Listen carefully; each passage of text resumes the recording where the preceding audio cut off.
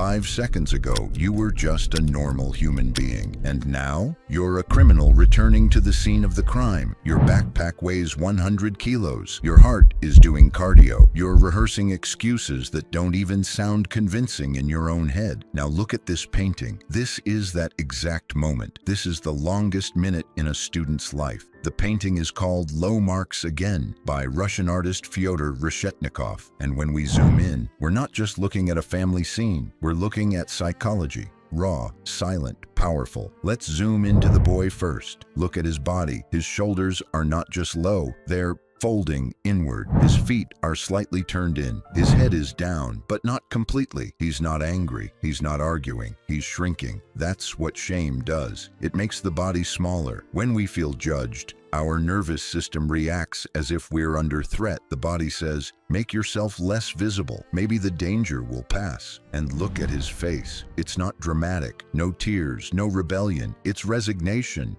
That expression says, I expected this. This is important. When failure becomes normal, the brain stops fighting. Psychologists call this learned helplessness. If a child believes no matter what they do, the result is always low marks again. They stop trying, not because they're lazy, but because trying hurts more than giving up. Now zoom lower. Look at his school bag. It's worn out, loose threads, slightly messy. This bag tells a story. This is a child who runs outside, who plays, who moves. His energy lives in the streets, not at a desk. Some kids are not built for stillness. When a high-energy personality is placed in a strict academic system, conflict happens, and often the label becomes lazy. But maybe it's just mismatch. Now let's move to the mother. She's sitting down, hands clasped tightly. Her posture is stiff. She's not screaming. She's not pointing. And somehow that's worse. Disappointment can feel heavier than anger. Look at her eyes. There's exhaustion there. She's wearing work clothes. This is a tired woman.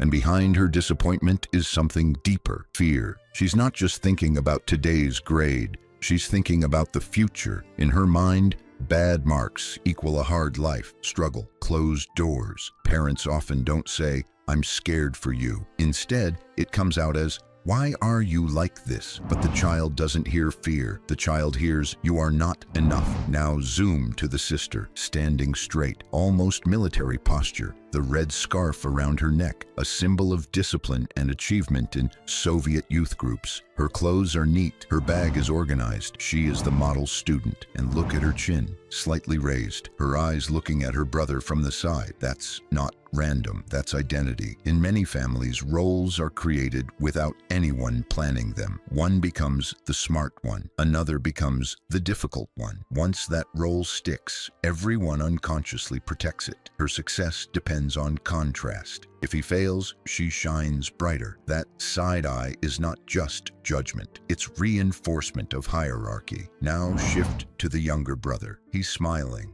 almost enjoying the situation.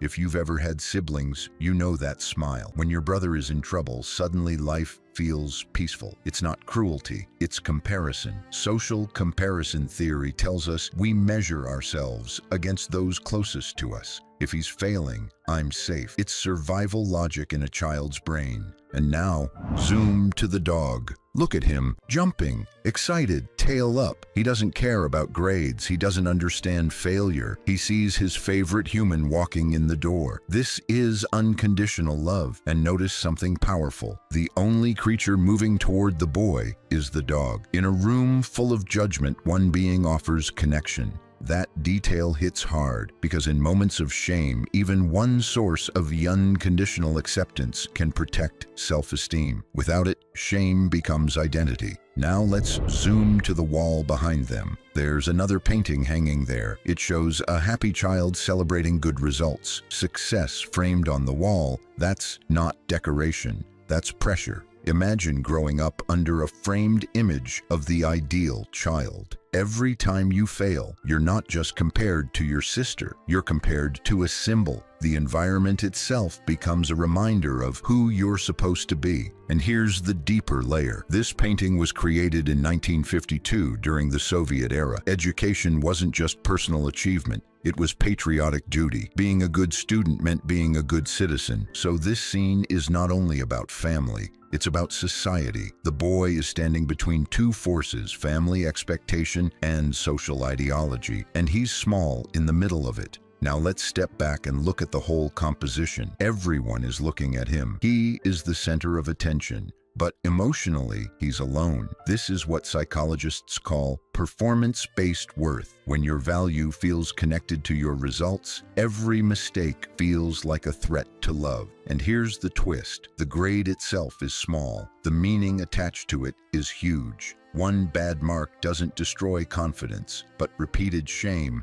does. So when we look at this painting, we're not just seeing low marks again. We're seeing the birth of self-belief. Will he grow up thinking, I can improve, or will he grow up thinking, I am the problem? That difference starts in rooms like this. Maybe you were this boy. Maybe you were the high-achieving sister. Maybe you were the parent who didn't know how to express fear without sounding disappointed. Or maybe you were the dog, the one friend who didn't care about results. Look at this painting again. Zoom in, zoom out. What role do you recognize? And more importantly, which one are you still playing in your life today? And one more thing, look around the room carefully. There's something missing. The father, he's not there, and that absence is loud. In 1952 Soviet society, many fathers carried the weight of war. World War II had ended only a few years earlier. Millions of men never returned. Many who did came back changed, physically injured, emotionally distant, silent. So where is he?